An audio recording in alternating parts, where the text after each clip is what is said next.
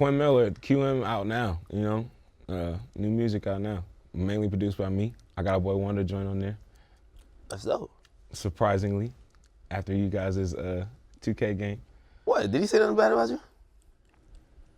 Yo, Quentin, man. Yo, Quentin's hitting me with inside jokes. Yeah, boys in the building. I have no idea, like, what he's talking about. And the audience is, like, thoroughly confused. We got to, like, explain. How you know what the audience is thinking right now? We ain't even see the comments. No, because, like, you're referencing something that is not, like, the most publicized thing. Yeah. You get me? Yeah. So, like, you have to. Yeah, it's, you know, sometimes we can have insiders. Okay. You know what it is. All right. No, but anyway, what'd you think about the Drake and Pusha beef, though? Because your name really, and again. That was weird for me because like I was saying, you know, think it was a diss or just like kind of like a line? Because rappers think of things different. What, from Pusha's standpoint? It was written like Nas, but it came from Quentin. So when it comes to the Drake Pusha thing, I mean, Complex did a timeline on you know, they history of beefing with each other. So I mean, I can't really say that like one can't diss the other. I feel like they both kind of been taking shots at each other. Now when it comes to me in the situation, like I said, after the Meek situation, we separated. I've been out here on my own, building my own relationships, working with whoever. I met Pusha T through Hit Boy, my man, shout out to Hit Boy, my brother. You know what I'm saying? And like I said, when I linked up with him, I told him, like, look, man, I'm trying to do my own thing, you know, whatever. He always respected me, bro, linked me up with all kind of people, like, you know what I'm saying, tried to link me up with booking agents, tried to link me up with management agencies and shit, you know, it's just, you know, it's whatever, but he always, like, showed love. So, I don't know, when it came to that, it was like, I couldn't pick a side because I ain't really spoke to that side in years. And this dude been a good dude to me this whole time. So it's like, at the end But do you think the OVO team would feel a way about your relationship with Pusha? Like you probably wouldn't be able to be tight with them? I'm sure they would. Or even just, well, I was really asking about the line, because like I listened to that line now and I was like, that's not like the biggest diss. Like I guess it's a subtle, jab, but like as a rapper, and you know rappers a lot of times they play off certain shit, right? Like a lot of people, when Jay-Z used like Future's son in like a reference to like whatever about kids, like some people say, yo, that's not a diss. Like, you know what I mean? Like he uses a reference, but it's not like a diss. Yeah.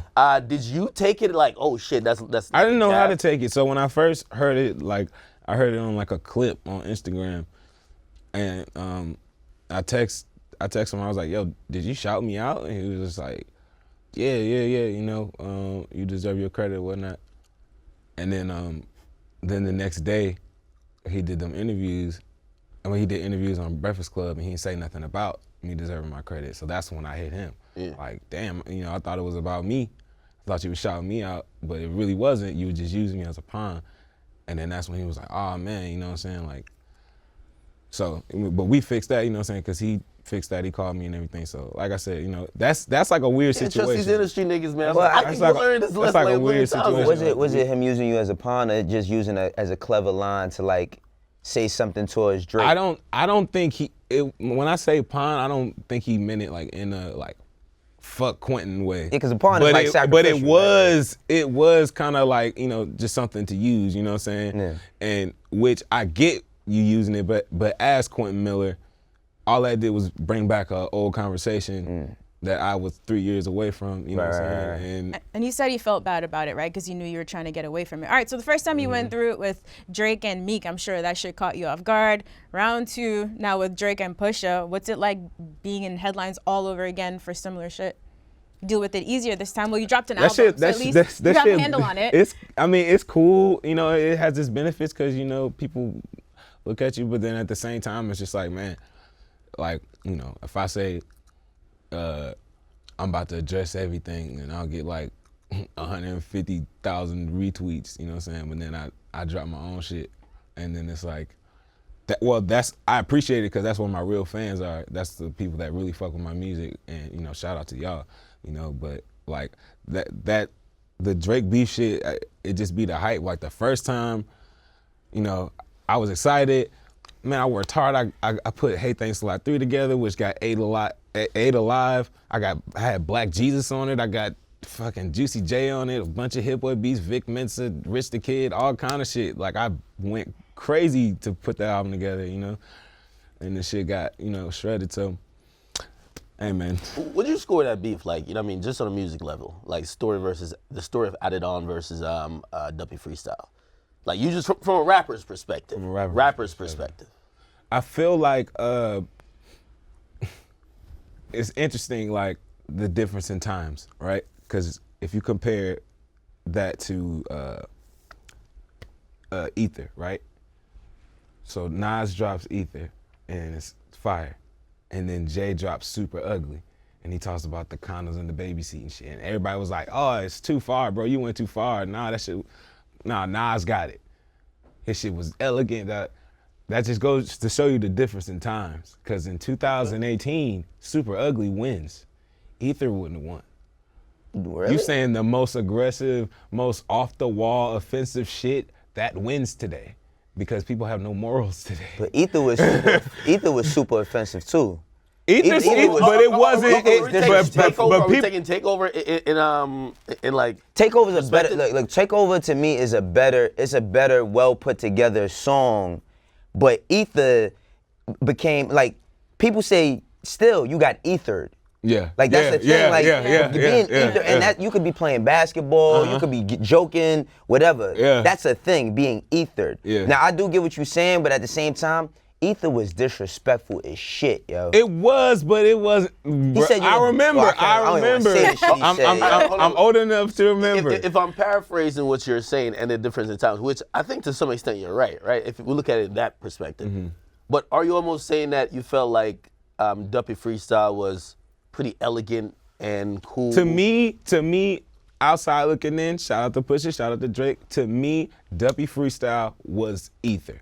It sonically, it was a better diss song. You just hit a nerve, Quentin. But this nigga back, bro. But this nigga back. But Pusha went Super Ugly. Mm-hmm.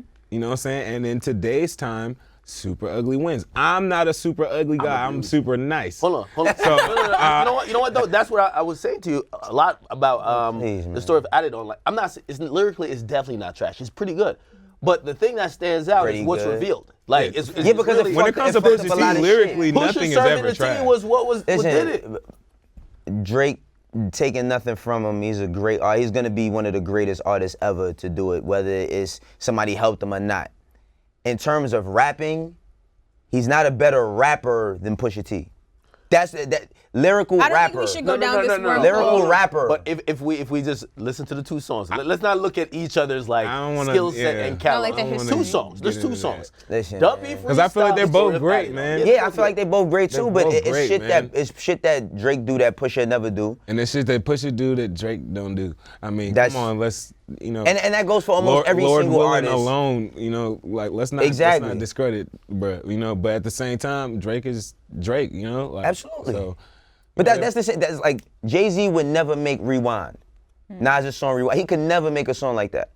But it's certain songs that Jay made that Nas would never make, right? But I feel like you're taking two songs and then you're turning. I'm just talking about as art. I'm just talking about quantifying their rap skill. I'm talking about I'm talking about rap skills because they're not gonna be Drake's legacy and Pusha's legacy is not gonna be determined by just those two things. Right. Well, this altercation will be.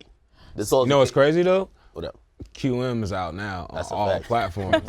Official QM.info, and then you could get merch and shit too. I wanted to ask you too because like even over the past the past 3 years have been kind of, I say like you've had, for me outside looking in, ups and downs where like you do get noticed and recognized at one point in time, but it's being connected to at all times. Yeah, I mean it's being connected to a crazy beef, and then you going through your accident. A lot of different things going on in your life. How is, like I was saying earlier, how have you been able to stay level-headed in this? Because a lot of people wouldn't even want to come on a platform to even speak. I mean, I'm really big on like, not to sound cryptic and shit, but like, the legacy you leave behind when you go, and, even when after the accident, losing my leg, I'm like, man, I don't want the end of my story to just be me. Oh, I used to, like, nah, I still got my voice.